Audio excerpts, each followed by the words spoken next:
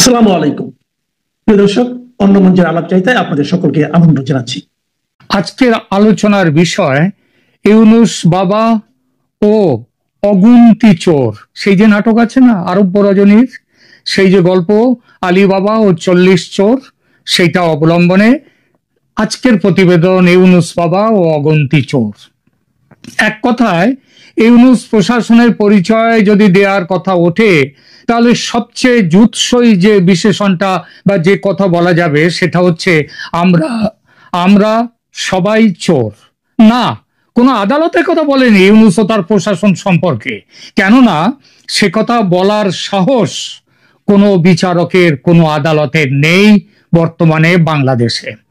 গত বছর আগস্টে ওই যে 24-এর অভ্যুত্থানের পর আদালতে হামলা চালিয়ে, আদালতের বাইরে হামলা চালিয়ে যেভাবে বিচারকদের পদত্যাগে বাধ্য করা হয়েছে এবং তাদের জায়গায় নিজেদের পছন্দের জো হুজুর বিচারক বিচারপতিদের বসানো হয়েছে, তাতে আইনের শাসনের মেরুদণ্ডটাই ভেঙে গেছে ইউনুস সরকারের আমলে।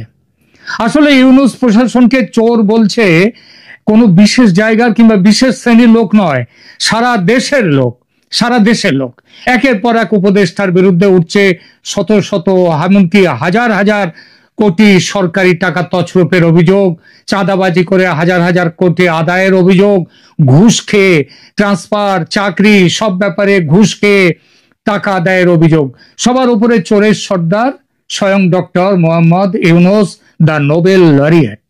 ক্ষমতায় বসেই, কেন তাকে বলছি চোরের সর্দার, তার কারণ হচ্ছে ক্ষমতায় বসেই মকুব করে নিয়েছেন নিজের কর ফাঁকির 666 কোটি টাকা।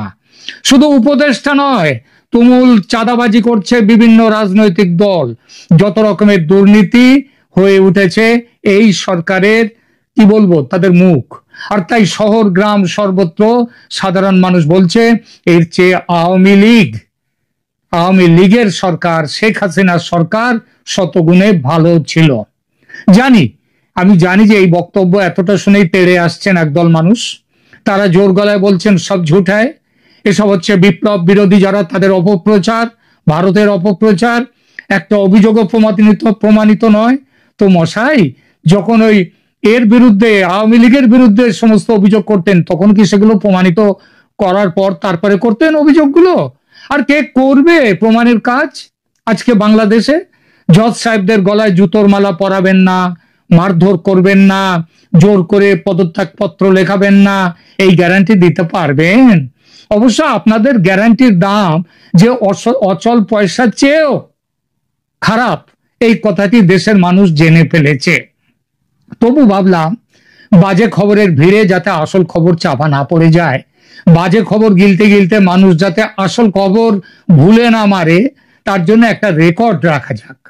এক জায়গায় থাকুক আলী বাবা ও 40 চোর, সরি আলী বাবা নয়, ইউনুস বাবা ও তার অগুন্তি চোর, তাদের কথা অন্তত একটা এপিসোডে আসুক। তাই এই এপিসোডটা করছি। দর্শকদের কাছে অনুরোধ, এ আর নতুন কথা কি এইটা বলে ছেড়ে চলে যাবেন না আমার এই চ্যানেল। শেষ পর্যন্ত দেখুন।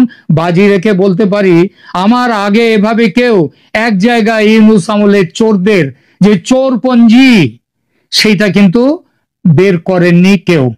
আমি তাহলে প্রথমে বলি, ইউনুস আমলের এই যে জজদের, যে বিচারকদের মেরে ভয় দেখিয়ে তাড়ানো হলো প্রধান বিচারপতির সঙ্গে, তাদের নামগুলো কি?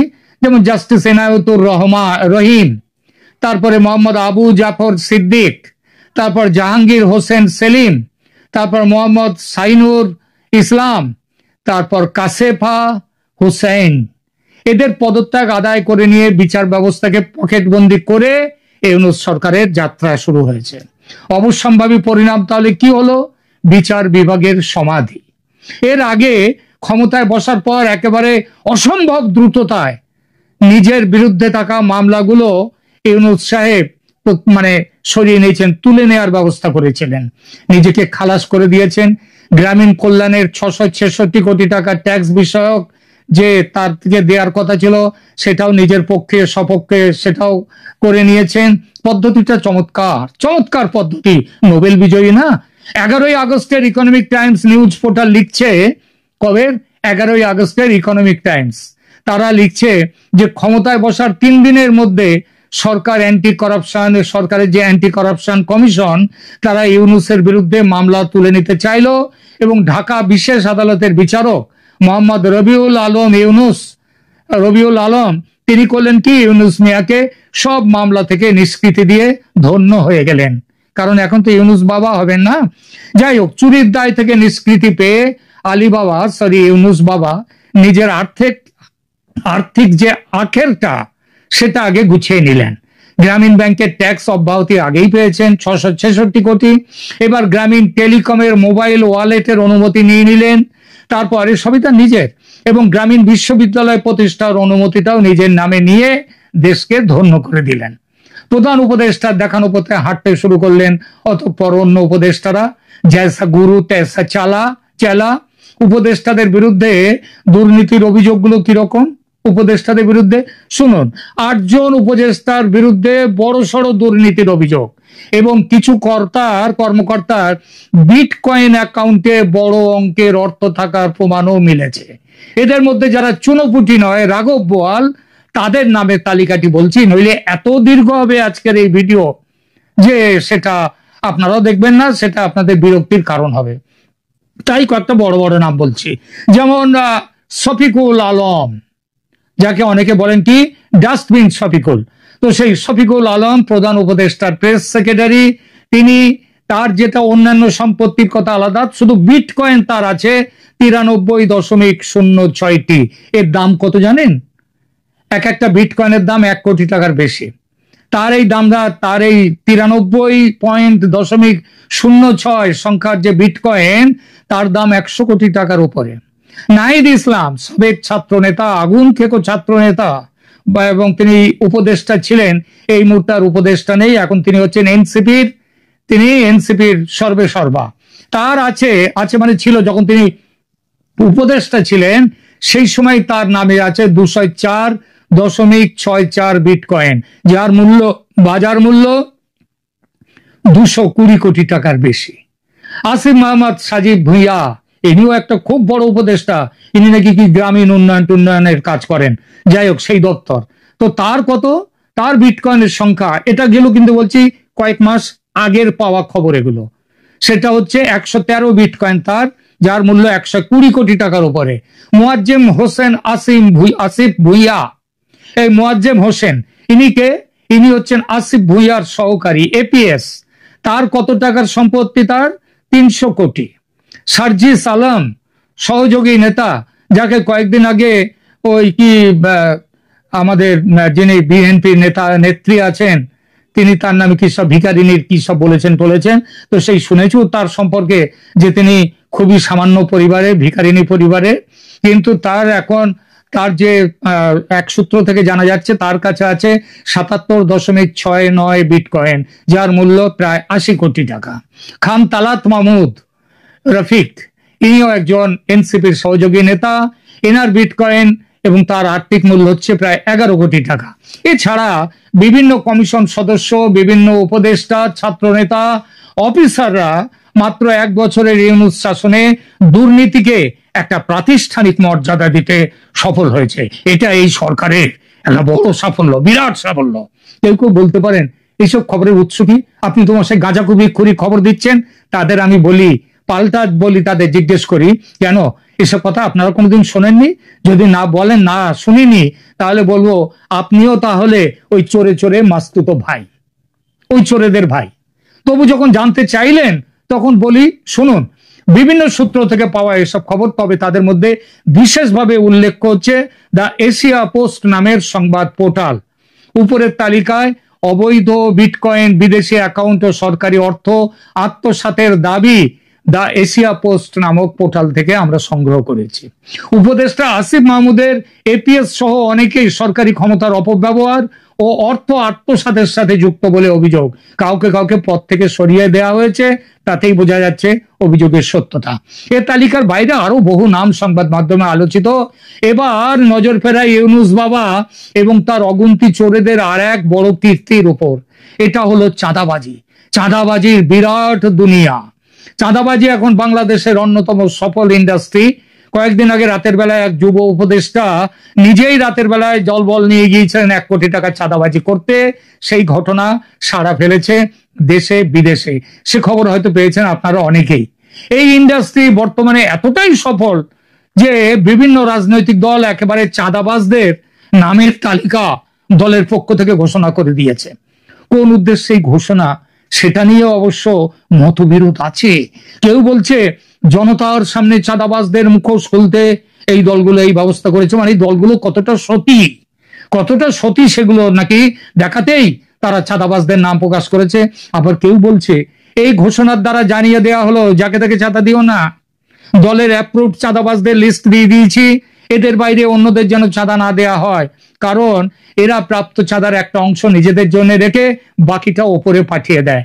এটা মমতা ব্যানার্জির কাছ থেকে, মানে পশ্চিমবঙ্গের মমতা ব্যানার্জি, তার কাছ থেকে এই বিষয়ে দীক্ষা নিয়েছে বাংলাদেশের রাজনৈতিক নেতারা। যদিও ভাগাভাগির হিসেবটা মমতার মতো ওই 25 নিচে আর ওপরে 75, মানে কালীঘাটে 75, সেটা কিনা আমরা জানতে পারিনি। ঠিক আছে, তো বিভিন্ন রাজনৈতিক দলের চাঁদাবাজিতে জড়িত হওয়া এইটা নিয়ে একটা এখানেও একটা লিস্ট আছে, সেই লিস্টটা বলে তারপরে আমরা আমাদের এই ছোট্ট ভিডিওটা প্রতিবেদনটা শেষ করব। ঠিক আছে, বাংলাদেশে ইউনূস প্রশাসনের বিভিন্ন উপদেষ্টা ও বিএনপি, এনসিপি, জামাতের নেতাকর্মীদের বিরুদ্ধে চাঁদাবাজির যে কেলেঙ্কারির অভিযোগের তালিকা, একটা ছোটখাটো তালিকা নিচে দিচ্ছি। ইউনূস প্রশাসন ও রাজনৈতিক দলের নেতাকর্মীদের বিরুদ্ধে দুর্নীতি ও চাঁদাবাজির অভিযোগ কিন্তু উঠেছে এবং বিভিন্ন রাজনৈতিক দলের বিরুদ্ধে তো বললামই। তাহলে প্রথমে এক এক করে নামগুলো একটু এখানে বলি। যেমন মোয়াজ্জেম হোসেন, ইনি হচ্ছেন আসিফ মাহমুদের এপিএস। তার বলেছি 300 কোটি টাকার উপর আত্মসাৎ, ক্ষমতার অপব্যবহার, চাঁদাবাজি ও টেন্ডার কারসাজি। টেন্ডার দিয়েও সেটা তারা এই জিনিসটা নিয়ে এসছেন, এই চাঁদা তুলেছেন। এটা খবর পেয়েছি বাংলাদেশের সংবাদপত্র থেকে। তারপরে ধরুন তুহিন ফারাবি, ইনি হচ্ছেন স্বাস্থ্য উপদেষ্টার পার্সোনাল অফিসার। 100 কোটি টাকার অনিয়ম ও দুর্নীতির অভিযোগের বিরুদ্ধে এই খবরটা দিয়েছে ঢাকা ট্রিবিউন। তারপরে গাজী সালাউদ্দিন তানভীর, ইনি এনসিপির প্রাক্তন যুগ্ম সচিব। ইনি 100 কোটি টাকার অবৈধ সম্পদের মালিক হয়েছেন ক্ষমতার অপব্যবহার, চাঁদাবাজি ও টেন্ডার অনিয়ম করে। এই খবর পেয়েছি কোত্থেকে? ঢাকা ট্রিবিউন। তারিকুল ইসলাম, এনসিপি নেতা, তিনিও তারও এইরকম সম্পদ তারও নামেও তৈরি হয়েছে এবং এসসিসি এখানে অ্যান্টি কারাপশন কমিশন তাকে আবার ডেকেছে, মানে এরপরে তাকে আবার সাসপেন্ড করা হয়েছে তারিকুল ইসলামকে। এবং এখানটায় তাকে এই খবরটাও পেয়েছি ঢাকা ট্রিবিউন থেকে।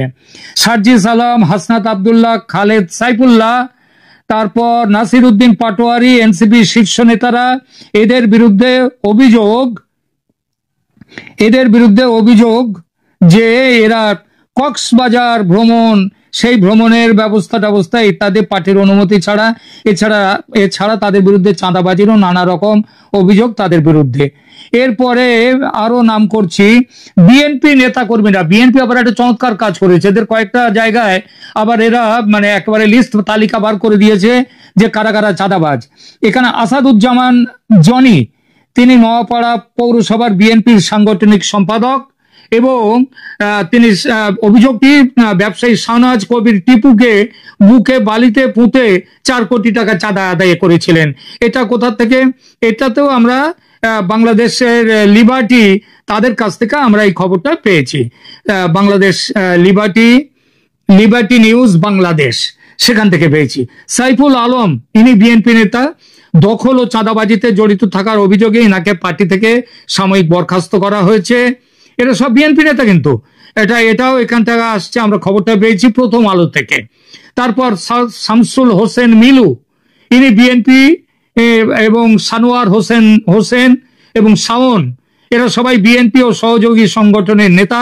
চাঁদাবাজির তালিকায় অন্তর্ভুক্ত 123 জন, চাঁদাবাজের তালিকায় 44 জন বিএনপির, এরা রাজশাহী জেলার। এটাও দি রিপোর্ট নামক সংবাদপত্র থেকে।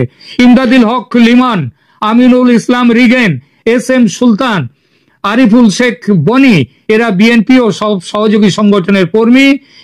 এরা প্রচুর টাকা কামিয়েছে, কয়েকশো কোটি টাকা কামিয়েছেন চাঁদাবাজি অবৈধ কার্যকলাপের অভিযোগ এবং এদের চাঁদাবাজির ক্ষেত্র রাজশাহী। আবার এদের ছাড়া বিএনপি অনেক বড় হয়ে যাচ্ছে, একটু ছোট করে নি। বিএনপি ছাড়া পরে আসে জামাত নেতা কর্মীদের বিরুদ্ধে। 6 জন জামায়াত কর্মী চাঁদাবাজির তালিকায় অন্তর্ভুক্ত হয়েছে। 123 জনের তালিকায় তাদের হচ্ছে 6 জন জামাতের। খবরটাকে দিয়েছে প্রথম আলো। এরা সবাই রাজশাহীর। বিভিন্ন জামাত কর্মী হাইওয়ে চাঁদাবাজি ও প্রতিষ্ঠান থেকে চাঁদা আদায়ের জন্য ব্যস্ত সারা দেশ জুড়ে। এ খবরটাও এসছে লোকমত টাইমস থেকে। সামগ্রিক পরিসংখ্যান ও তথ্যটা একটু দেই। চাঁদাবাজির ব্যাপকতাটা কি রকম? ঢাকায় চাঁদাবাজির মামলা 2025 সালের প্রথম 6 মাসে গড়ে আগে ছিল 70টি মামলা, এখন হয়েছে। আগে সংখ্যা ছিল অনেক কম, 12, 13, 14 এইরকম ছিল। চাঁদাবাজি সব জায়গায় হয়, আমাদের এখানেও হয়, ভারতেও হয়, আর পশ্চিমবঙ্গেও খুব ভালোভাবেই হয়, কিন্তু সেটা ভীষণভাবে বেড়ে গেছে ঢাকায়। এবং এ খবর লোকমত টাইমস দিচ্ছে। রাজশাহীতে চাঁদাবাজির তালিকা: 123 জন চাঁদাবাজের মধ্যে 44 জন বিএনপি, 25 জন আওয়ামী লীগ। আওয়ামী লীগ এটা আবার কি? এই বাজারে তো আওয়ামী লীগ পালিয়ে প্রাণ বাঁচাচ্ছে, তারা চাঁদাবাজি করতে গেছে? হতেই পারে না। এ আওয়ামী লীগকে জড়িয়ে দেওয়ার জন্য হয়তো তারা অনেকেই সাজিদ সালামের মতো একটা সময় আওয়ামী লীগ করেছে, এখন তারা বিএনপি কিংবা জামায়াতে গিয়ে ঢুকেছে। তাদের নামটা কেটে দেওয়া উচিত ছিল এদের। যাই হোক, এই খবরটা দিচ্ছে কে? এই খবরটা দিচ্ছে দ্য রিপোর্ট। আচ্ছা, এরপরে বিএনপি কর্তৃক শাস্তি দেওয়া হয়েছে কয়েকজনকে। ওই যে কতজনকে? 4000 জন সদস্যকে সাময়িক বরখাস্ত করা হয়েছে। সাময়িক বরখাস্ত বলে, এটাকে বরখাস্ত হয় না, সাময়িকভাবে তাদেরকে বসিয়ে দেওয়া হয়েছে। বরখাস্ত মানে পার্টির থেকে বার করে দেওয়া, সেটা কোনোদিন হয়নি আর হবেও না, কারণ এরাই তো পার্টির জান প্রাণ। শুনলাম তারেক রহমান নাকি বাংলাদেশে আসছেন, তাকে স্বাগত জানাবার জন্য এখন চাঁদা তোলা হচ্ছে বিপুল বেগে। তো এইটা হচ্ছে ব্যাপার। তো এইসব, এছাড়া ট্রান্সপারেন্সি ইন্টারন্যাশনাল তারা বলে দিয়েছে চাঁদাবাজির কারণে 22 মিলিয়ন ডলার তার ক্ষতি। জানি না তারা কিসের দিক থেকে এটা দিয়েছে। $22 মিলিয়ন মানে বিরাট জায়গা। হাইওয়ে চাঁদাবাজি এটা খুব চমৎকার ব্যাপার। আগে 1 লাখ টাকা দিতে হতো, মানে কিছুদিন আগে হাইওয়েতে যদি ডাকাতি করবার সময় তারা ডাকাতরা করতো, তারা আওয়ামী লীগের কর্মী হয়ে গিয়ে চাঁদাবাজি করতো না, তো তখন হতো কি নাকি 1 লাখ টাকা করে নিয়ে নিত। আজকাল সেটা নাকি হাইওয়ে চাঁদাবাজি হয়েছে 5 লাখ টাকা। এটা কারা দিচ্ছে খবরটা? এই খবরটা দিয়েছে ইকোই মানে ইকোনমিক টাইমস হবে নাকি ঢাকা ট্রিবিউন। তো এই হচ্ছে একটা ছোটখাটো করে বলে দিয়ে দিলাম যে বাংলাদেশে এখন ইউনুস বাবা ও তার অগুন্তি চোর, ওই আলিবাবা ও 40 চোর নাটকটা নতুন করে বাংলাদেশে করছেন। আপনারা অনেকেই দেখেছেন সে নাটক, আপনাদের জীবন দিয়ে দেখছেন, এটা ঠিকই। তবে ইতিহাসে কিন্তু একদিন জবাব দিতে হবে, আপনারা 1 বছর ধরেও এই সরকার, তারা শেখ হাসিনার কোথায় টাকা পাঠিয়েছে, সম্পদ পাঠিয়েছে, হাজার হাজার কোটি, একটা টাকা খুঁজে পায়নি। কিন্তু এরা এখন সেগুলো করে ফেলেছে খুব তাড়াতাড়ি সময়। খুব ভালো ছাত্র, এই যে ছাত্র জনতা যারা এইসব এত বড় বড় কাজ করেছে, মানে তারা কি বিপ্লব করেছে, তো এরা সত্যি খুব ভালো ছাত্র। বুঝলে 1 বছরের মধ্যে এত টাকা কি শিক্ষা পেয়েছে! বাবা। নমস্কার, তাহলে এই পর্যন্তই রাখছি এখন। ভালো থাকবেন। কেমন আপনাদের লাগলো এই সংখ্যাটা? অনেক খেটে খুঁটে তৈরি করেছি, অনেক কিছু জোগাড় করতে হয়েছে। একটু দেখবেন, আপনাদের মতামত দেবেন, লাইক দেবেন, আর এখানটায় আমাদের চ্যানেলকে যদি সাবস্ক্রাইব না করে থাকেন তাহলে সাবস্ক্রাইব করবেন। এখানেই রাখছি, ভালো থাকবেন।